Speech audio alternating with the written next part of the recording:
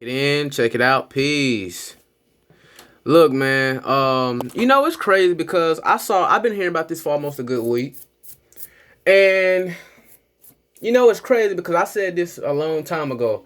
Don't it seem like all the players that come from Alabama Crimson Tide either go to the Patriots, the Falcons, or the Titans? Listen, man. I've been hearing about Julio Jones, your boy Julio Jones. By the way, Alabama is my favorite college team, SEC team. But anyway, um, and I was talking about this, and I'm like, it just seemed like that, man. Like all the real good ones and elite ones. Shout out to Derrick Henry as their running back. Shout out to Julio Jones as their wide receiver. Look, this lineup scary, man. And I know they picked up somebody else too, another big name. I can't recall it. I don't keep up with the NFL like that. Like once it's gone, it's gone. I'm only focused on the NBA so far right now. But anywho, yeah, let's go ahead and check it out. All right. See what they talking about. Do you think the Titans are the biggest threat to the Chiefs now? Right now, I think they are. What you should have been asking was, can the Titans be the best team in the whole entire NFL? Because they can beat a Bucks team. They can beat Tampa Bay. If they keep that defense they have, they can beat the Tampa Bay Buccaneers. They can possibly go to the Super Bowl. They can come out the AFC. Are they a threat to the Chiefs? Absolutely. But can that defense keep up with with the offensive weapons and Tyreek Hill? That motherfucker run like a damn chicken with his head cut off, man. Then you got to worry about a veteran wide receiver within himself like Sammy Watkins. Then you have that other little dude, Robinson. Then you got Travis Kelce, who's arguably one of the best, arguably the best tight end in the game right now. All right, and then you got what is Patrick Mahomes 2 times MVP right now? 2-time MVP. Come on, man. The fuck out of here. That nigga will throw nuclear bombs if you let him. Not to mention he can scramble himself. And Andy Reid is a damn good coach. I'll give credit where credit is due. But let's go ahead. Because I believe in Derrick Henry that much. I think that he's a deal changer. No question about it. The brother's big time. That motherfucker big time and got big arms. I mean, just rushed for over 2,000 yards. I think like the 9th player in NFL history to do so. He's an absolute stud. He's still healthy. Somehow, some way, his legs haven't given out on him. Got a new. All that damn weight on him. Yeah, man, that dude kind of reminds me of Marshawn Lynch to a degree. You know what I'm saying? And if you pay attention to Derrick Henry's game, you'll see exactly why I say that. New contract, well deserved, by the way. I actually thought he deserved a little bit more in the guarantee. Derrick Henry is actually what someone like Eddie Lacy could have been.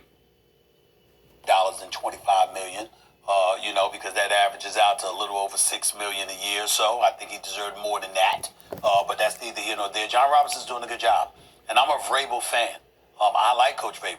I like that hard knocks, tough, kind of demeanor that he has when it comes to his. Yes, that old school coaching. Thank you, my brother. I agree with your ugly ass for 1 minute. Damn frog face, toad looking ass. Anyway, yeah. That's something you have to pay attention to too, man. Like the coaching style that he brings. And, as far as this Titan team, like I said, man, they got a bright future ahead of them, man. I always thought they was missing a key piece. You know what I'm saying? I don't know what they did with Marcus Mariota. Is he still the quarterback, or did they get someone else? Like I said, I don't keep up with NFL that much, man. But if you brothers are watching, man, y'all go ahead and comment for me. To his football team, and I think they resemble it. I think a lot of times, obviously, offensively, they could have been a bit better because all they really had. I agree. Was Derrick Henry. Now, again, you did have. Agree. Tannehill complete 65.5% of his passes. Thank you, sir. Thank you. That's right. Tannehill. Ryan Tannehill is their quarterback. That's right. I thought that. I'm like, no, it's Ryan Tannehill, right? Yeah. Thank y'all. Thank you. 3 touchdowns, 7 interceptions, and we know that he's been good for them. But nevertheless, they've been limited. Corey Davis, as good as he was, wasn't necessarily reliable. Number 84, that wide receiver, Corey Davis, yeah, that dude was damn good, man. But last season he kind of took a little slump. But as Keyshawn pointed out, was inconsistent. A.J. Brown is a young stud. You put Agree. Julio Jones on the opposite side. You're going to change this. I don't think you're going to run the football as much as you used to because you don't have to. You don't get Julio Jones to throw the football less. That's not what you... Exactly. That's what the Falcons' problem was. They weren't making Julio Jones much as a target as they should have. Basically, Julio Jones was settling for less. And I said that after their Super Bowl year, like 17, 18. I'm like, yo, dude, they making Julio Jones less of a target. And you can say it was understandable due to the double coverage he was getting. You know what I mean? Coaches always try to make sure that the secondary would go out there. You know, safeties. You know what I'm saying? Make sure all these motherfuckers just keep him locked. Keep double coverage, tight double coverage on Julio. That was the end goal. That was the goal. If you go back to the Super Bowl, you'll see they tried that, and he fucked around and caught every single pass. Every single pass. Go back and watch the 2017 Super Bowl. Shout out to the Patriots, by the way. Not what you do. And I think that an offense can serve a defense because I think that their defense won't spend as much time on the field. I think their defense, as a result, particularly with Norris Jenkins and Bud Dupree leaving Pittsburgh to go there, I think the defense will be upgraded to a degree. Don't sleep on Pittsburgh. Don't sleep on Pittsburgh, man. Motherfuckers still sleeping on Pittsburgh. They are the most well-seasoned, experienced veteran team in the entire AFC.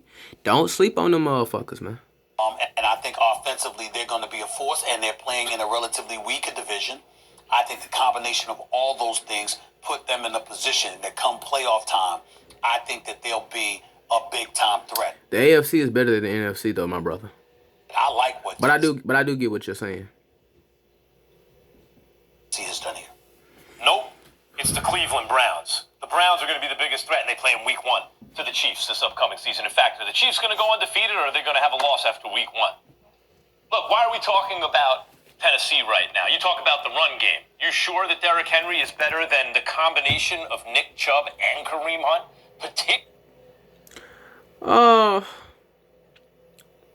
Well, good question. Good question. I think it all comes down if someone like Kareem Hunt can stay out of trouble. And I also think it comes down to if Nick Chubb himself can stay healthy. Sir. What y'all want to be smart ass? Particularly running behind the best run blocking offensive line in football. You know what else they were? The best pass protecting offensive line in football. Both. It almost never happens. They were both. But you know why we're talking about, in fact, Tennessee right now? Really? Because they just got Julio Jones. Boy, it's going to be hard. Like, who else is going to add a receiver? Like, who? Excuse me. The Browns are adding Odell Beckham Jr.? The Browns might be adding a better receiver. But Julio Jones is better than Odell Beckham. Than Tennessee right now. Adding them to the best offensive line, both sides. By the way, anyone make a real splash, picking up a big name on defense, like, I don't know, Jadeveon Clowney, getting a guy like Greedy Williams back? Like, the Browns' defense should be better. But the real agree. Story is going to be the offense. And now you look at quarterback. I agree. The offense has to score. Defense wins championships, and games and championships in general. Games in general. Baker Mayfield was 10th in the league in QBR last year. And I know, you look at Baker Mayfield, you look at Tannehill, you say maybe it's about a wash. Well, who do you think has more upside? You know, there's a reason that Baker... Obviously Baker, right? Baker was drafted 1 overall, and now he's got this squad. That's, if anything, gotten even offensively better? No.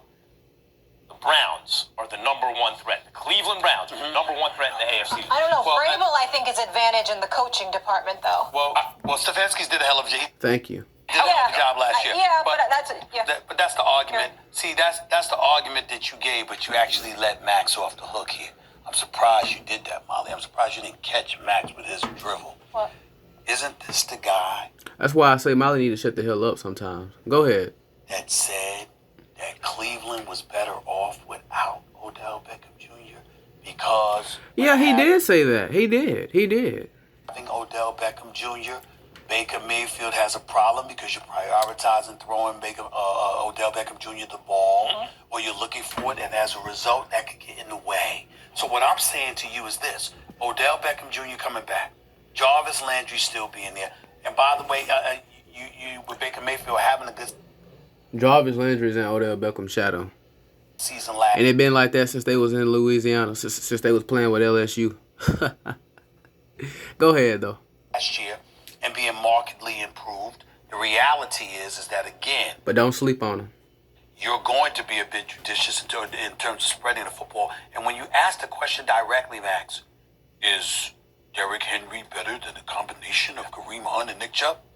My answer would be statistically yes. But what do you? And I agree. Because hold on, wait a minute.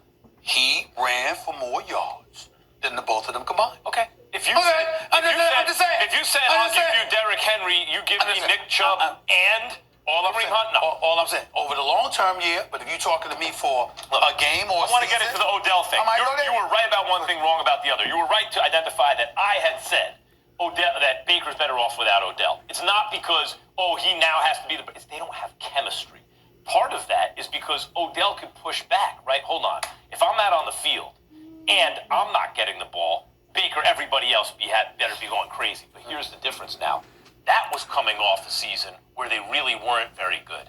Now they're coming off a season where Odell wasn't there and they were really good. So Odell has to be an addition. He got a point. Now you have to see what they can do when they add Odell back into the lineup. And if he can stay healthy, stay out of trouble, stop wearing them tight-ass jeans. Yeah. Stop talking about he like getting shitted on. Nasty fucker. Go ahead. Who can't take away, and he knows that going in. If he remains on The truth is, Odell Beckham is honestly a locker room cancer, man. Brother is very talented, but he has a lot of issues, man, with his mouth flapping, doing all type of weird shit, like that's honestly something I be saying, man. Like brothers, especially brothers, man, y'all gotta keep y'all heads in the game, man. Focus on what matters. Focus on getting that bread. Focus on navigating through life by maneuvering off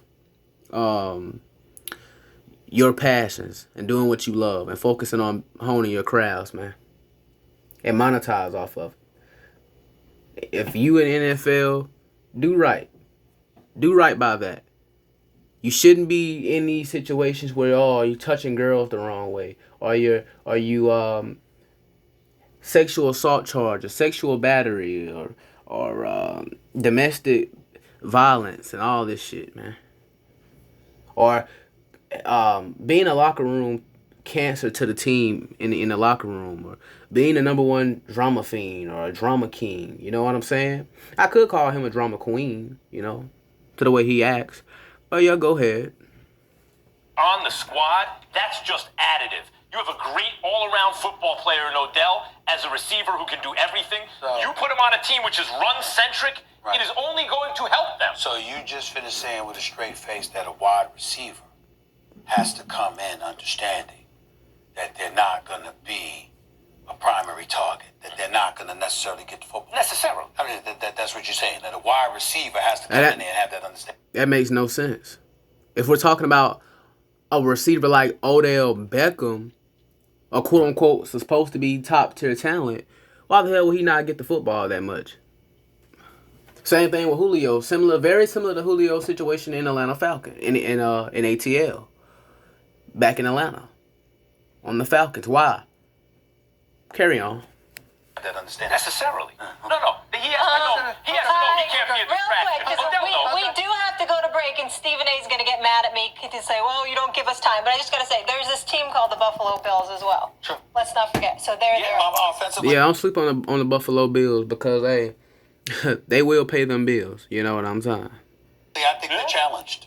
I think they're challenged because, Stephon Diggs They're young, but they have some experience. Stephon Diggs. and Josh Allen, Stephon Diggs needs some help. But Josh Allen I agree. has more upside than Baker or Tannehill. Yeah, I understand that, but I just think they need more help. Thanks for watching. If you ask me, I think all y'all need help. But furthermore, yeah, man, watch out for the Titans and Julio Jones now, man, cause them boys coming at you. They coming at it. All right, more videos out on the way, man. Peace.